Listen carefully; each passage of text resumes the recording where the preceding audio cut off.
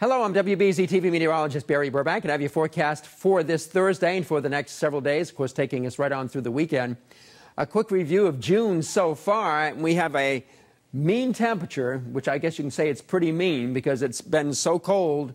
The mean temperature is really low so far, a whopping minus 5.3 degrees. That's incredible, but of course we've only had a few days.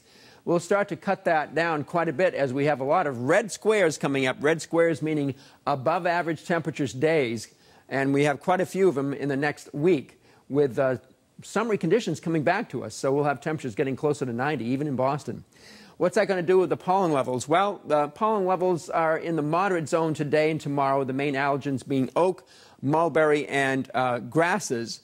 It looks like by the time we get to Saturday and Sunday, the levels are going to spike into the high zone once again, not to the excessive levels that we had a few weeks ago when we had so much tree pollen going on, but we have a lot of pine pollen beginning to show up.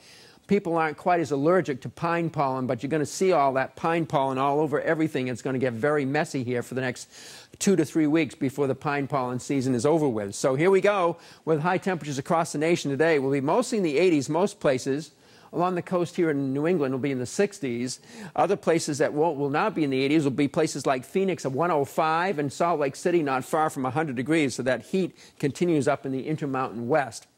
What do we have on the weather map? Not too much, a couple of weak fronts. It's looking like a summertime weather map, except for this system over the southeastern states. It makes you think this is more like a winter-like map because we'd be looking down the coast for potential coastal storms. And this thing here is going to turn into a coastal storm, and the cloudiness is going to start fanning up and blossoming up into the northeast. We're going to see some of that this afternoon, mostly high thin stuff, at least initially. But not much wind today with high pressure over us, at least for now. The cloudiness comes up this afternoon, and then we get some rain getting closer overnight. The question is, how far west will that rain be in the early morning hours? It appears at this point that outer Cape Cod may have some of the steadiest and heaviest rain for a few hours in the early morning hours, and then that'll move offshore. And then maybe just some sprinkles and light showers right along southeastern Mass, perhaps up to Boston and North Shore communities over Cape Ann. The rest of the region starts off tomorrow morning with cloud cover. Then as this whole thing shifts off, the cloud cover will diminish, or at least break up into partly sunny weather, and that'll promote a few other showers and storms back in here with a second upper air disturbance, a little pool of instability coming through here. So high temperatures today will be mostly in the 66 to 69 range along the immediate coast with a southeast breeze this afternoon. It goes into the 70s elsewhere. In fact, it goes to the upper 70s and pools to near 80 degrees northwest of Boston, up into southern interior New Hampshire and north central Massachusetts. That's where the warmest places will be today. The low temperatures tonight will be in the upper 40s. In most spots, I think it's going to be low to middle 50s because the cloud cover will be thickening up. We won't have any radiational cooling tonight for the most part. Tomorrow will be in the mid-70s, and along the coast there could be local sea breezes, but the wind should shift more westerly in the afternoon. So the Sox will be back in town for 3 games.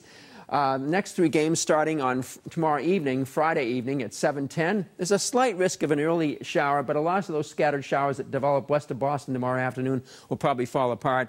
And on Saturday, a slight breeze in the evening for that 7:15 game, partly cloudy in the upper 70s at first pitch, and around the low 80s or so at first pitch for that 8:08 first pitch on Sunday evening, so pretty warm at Fenway Park. So Cape and the Islands forecast for the next several days. There will be some rain there tomorrow morning, partly sunny on Saturday. Sunday will be the warmest day, but while we're 90 around here, it'll be mid-70s on Cape Cod with a gusty southwest wind on Sunday, so boaters beware. It's going to be pretty gusty. There'll be probably a small craft advisory up. For the lakes and the mountains for this weekend, it looks like Friday there'll be a few scattered showers or thunderstorm in the afternoon. On Saturday, there's once again a slight chance of a shower or thunderstorm in the afternoon. And on Sunday, again, there's a slight chance of a shower or thunderstorm. Sunday will be the warmest day of the next 3. The weather map is showing complete reversal in the pattern, and that's going to allow the hazy, hot, and humid weather to be delivered here. So here's my 7-day forecast, calling for the hot air coming in over the weekend and maybe near 90 degrees or so on Sunday, except on the Cape and the outer part of Cape Ann.